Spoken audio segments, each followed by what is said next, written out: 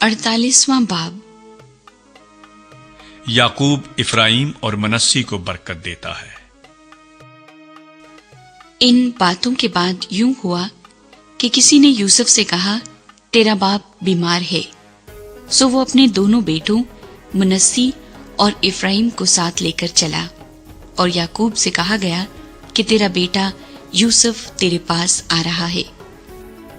और इसराइल अपने को संभाल कर पलंग पर बैठ गया, और याकूब ने यूसुफ से कहा कि खुदाए कादरे मुतलिक मुझे लूज में जो मुल्क केनान में है दिखाई दिया और मुझे बरकत दी, और उसने मुझसे कहा, मैं तुझे बरोमंद करूंगा और बढ़ाऊंगा और तुझसे कौमों का एक जुमरा पैदा करूंगा, और तेरे बाद ये जमीन तेरी नस्ल को दूंगा ताकि ये उनकी दायमी मिल्कियत हो जाए।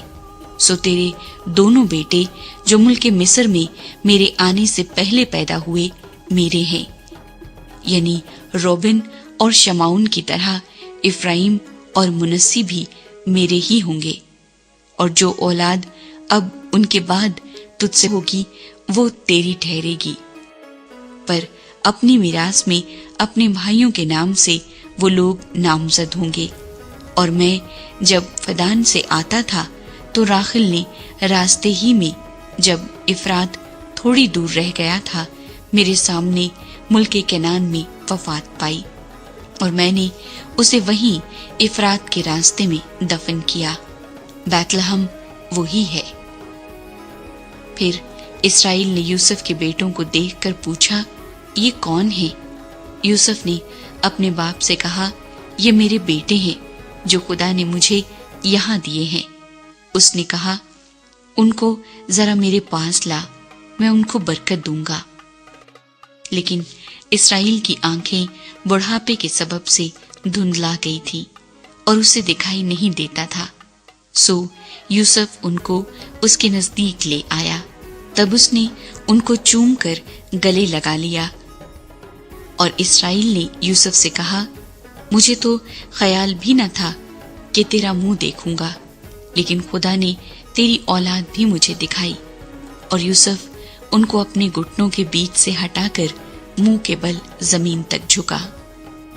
और यूसुफ उन दोनों को लेकर, यानी इफ्राइम को अपने दाहिने हाथ से इसराइल के बाएं हाथ के मुकाबिल, और मुनस्सी को अपने बाएं हाथ से इसराइल के दाहिने हाथ के मुकाबिल करके उनको उसके नजदीक लाया।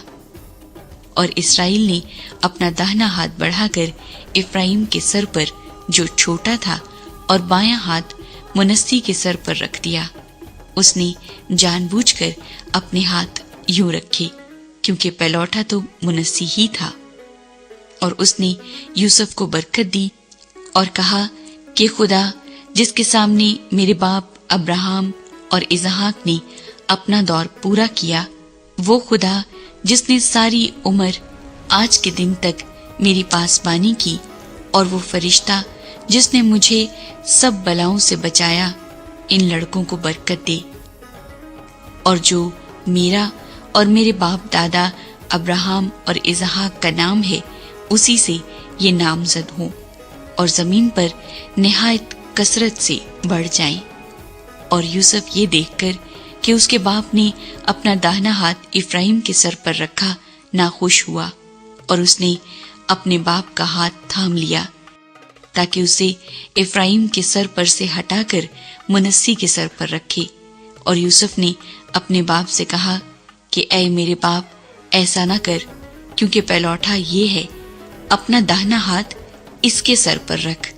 उसके बाप ने ना माना और कहा, ऐ मेरे बेटे, मुझे खूब मालूम है, इससे भी एक गरोह पैदा होगी और ये भी बुजुर्ग होगा, पर इसका छोटा भाई इससे बहुत बड़ा होगा और उसकी नस्ल से बहुत सी कौमें होंगी।